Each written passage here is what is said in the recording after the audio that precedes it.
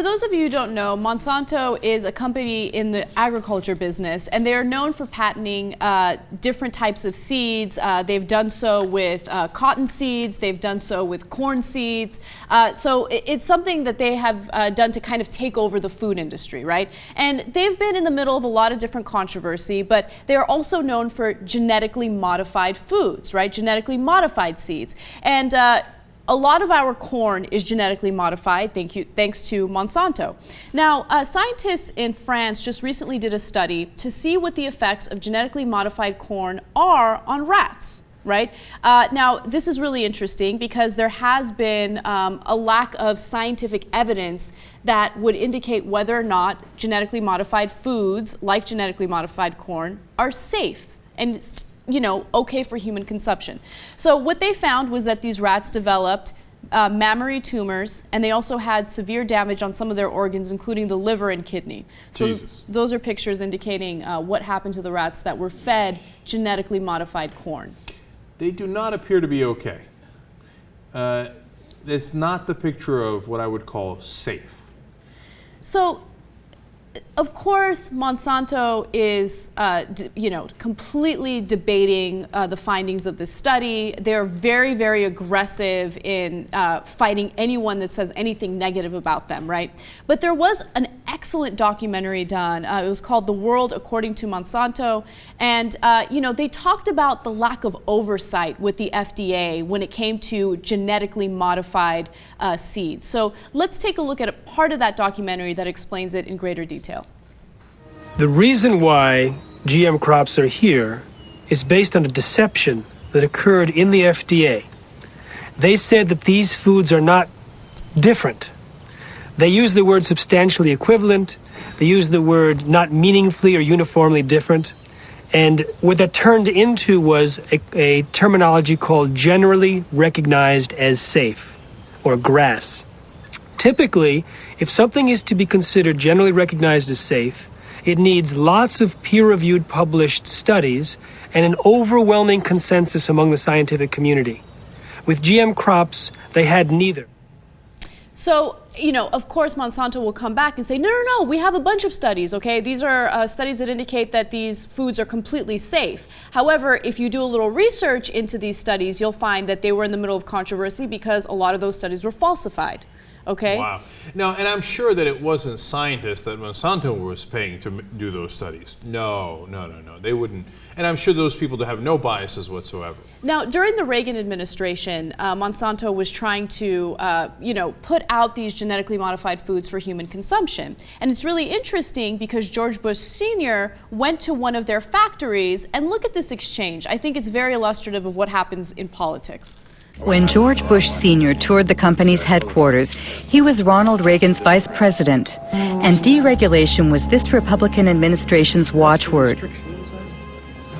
The intention was to boost industry by eliminating what White House hardliners called bureaucratic hurdles, like health and environmental safety testing, which were Monsanto's key problems. We have before USDA right now a request to test this for the first time on a farm in Illinois this year. And get hallucinating about it, we'll lose it up here. Yes, we will. And then the expense goes out and nothing happens because you can't do it.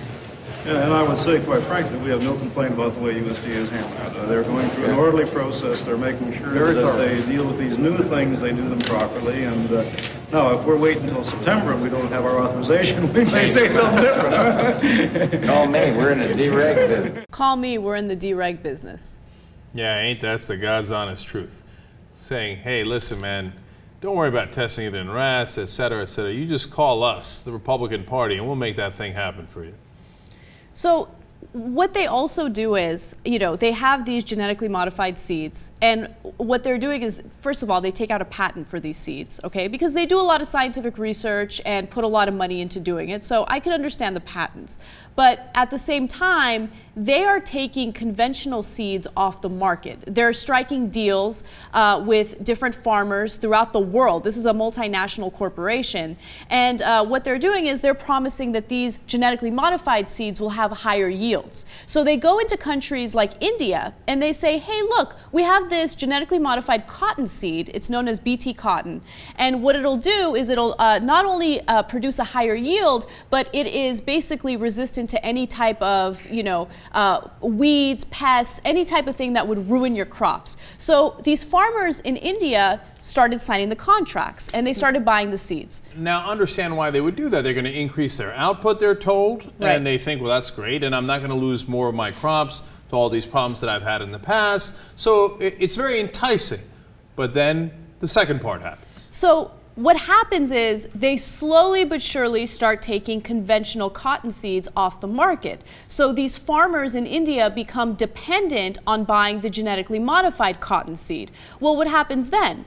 Monsanto will mark up the prices to 4 times the price. Okay? That's the part they didn't tell you in the beginning. So then these farmers in India have no choice but to take out these loans that later on they can't pay back. So what is the result of that? Well, let's watch the video.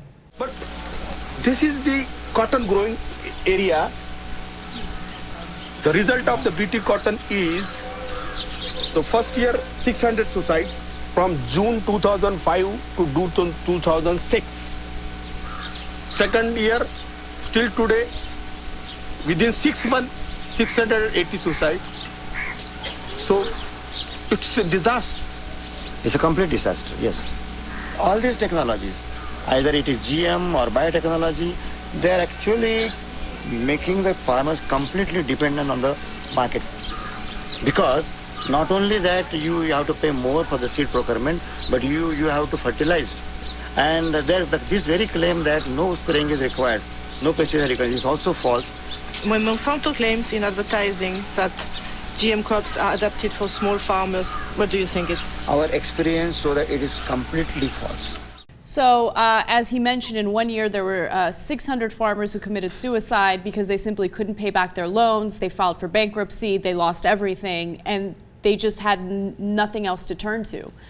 And by the way, I just want to be crystal clear that suicides among farmers in India it happens for other reasons as well because of extreme poverty. But in that documentary, they were specifically focusing on farmers who had to file for bankruptcy because they couldn't pay back those loans.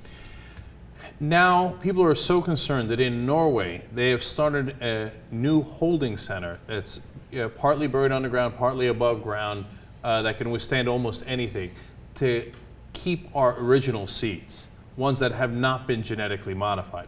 Because they're so worried that genetically modified seeds are going to take over and then perhaps even cross-pollinate and destroy some of the original seeds, and then God knows what we have after that, that they're making sure they can protect at least the original seeds in Norway.